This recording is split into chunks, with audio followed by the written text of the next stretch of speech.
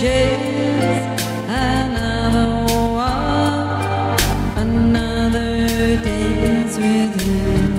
At last thought I would live forever in how I'd love to dance with my father again.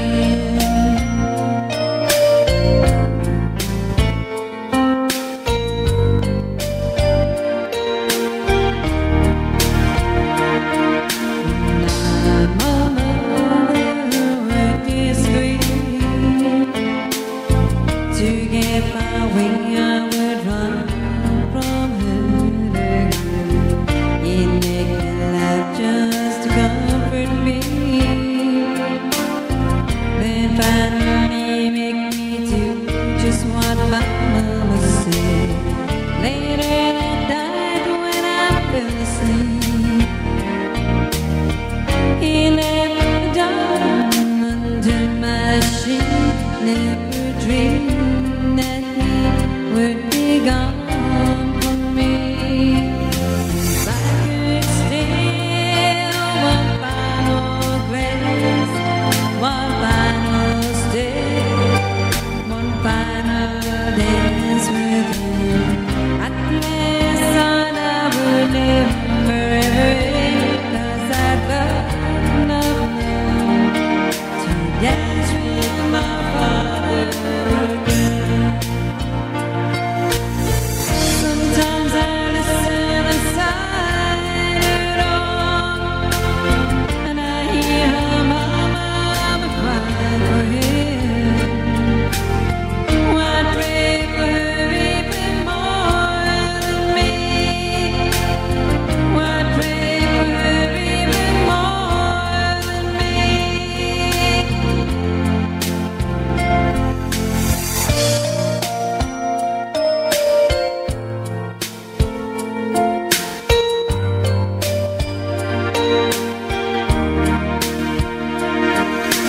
Don't want to pray too much, but could you say, Maggie, holy mention love? I know you don't do it usually, but dear Lord, she's dying to dance with my father again.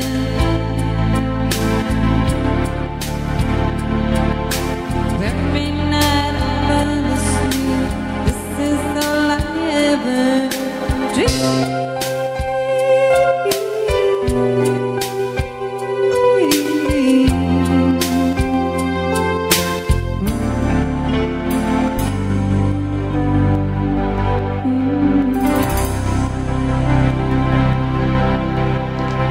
That is wonderful. Elizabeth MacFarlane, good afternoon. Good afternoon, Mark. How are you? All right. My second guest of the day. Well, actually your third, because there was two of them. If you know what I mean. Elizabeth MacFarlane, who has joined us all the way from the land of the wage. Yes.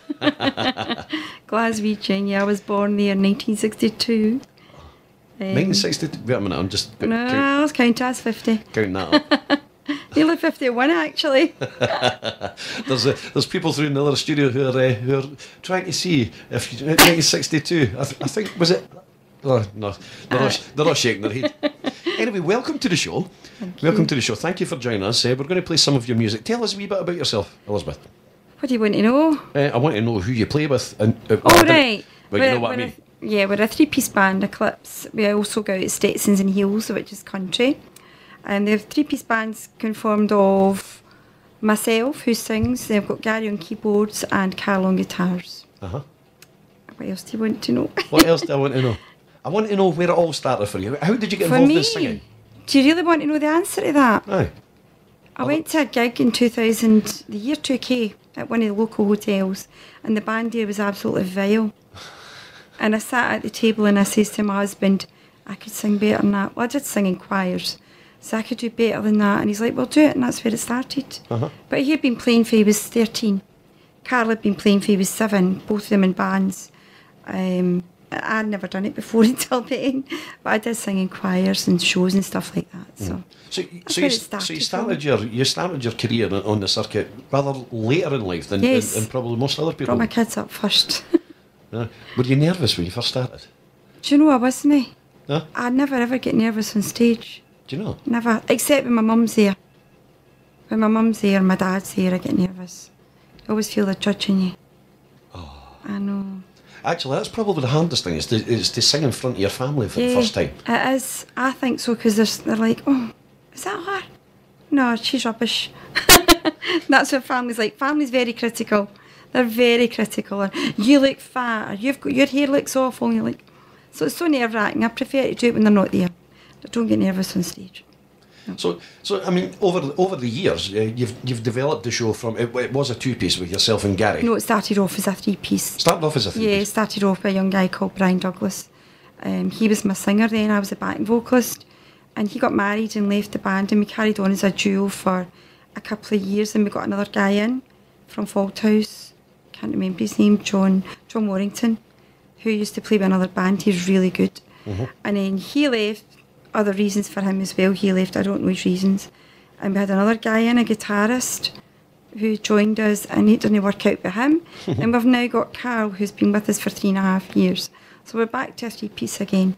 It's better because there's less arguments. I don't argue with Gary as much. Now, just so that the listeners know, Gary is actually your husband as well. Yes, he is. How do you feel working together? You know, I'm the boss. Does that... All right, okay. I'm the boss. I say, what I say goes. And they don't argue. Well, we do. So you decide the set list. You decide what's getting sung. Gary can't pick a tune. See if you say and pick something to sing, I'm like, look at me. No, you pick something. Or I'll look at Carl and say, can we sing? And he's like, you pick. None of them can pick a playlist. None of them. But then again, Mark, if they pick a song, I go, no, I don't like that. So what's the point?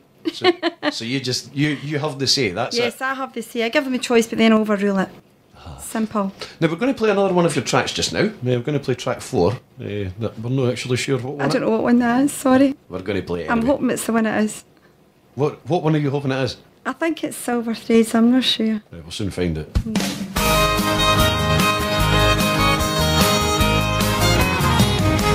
Why don't walk your lonely mansion with a table and everyone? Done your love you promised beneath the halo moon. But you think I should be happy with your money and your name, and hide myself in sorrow while you play your chicken game. So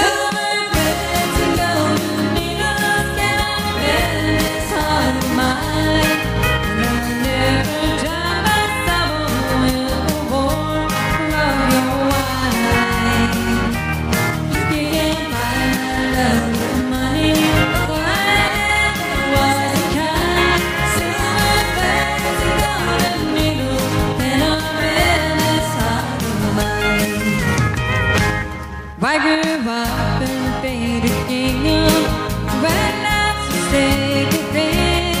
You grew up in silk and satin where love's a passing game. Well, now I know you never loved me, and I know I was a fool to think if I could let you live by the golden rule. So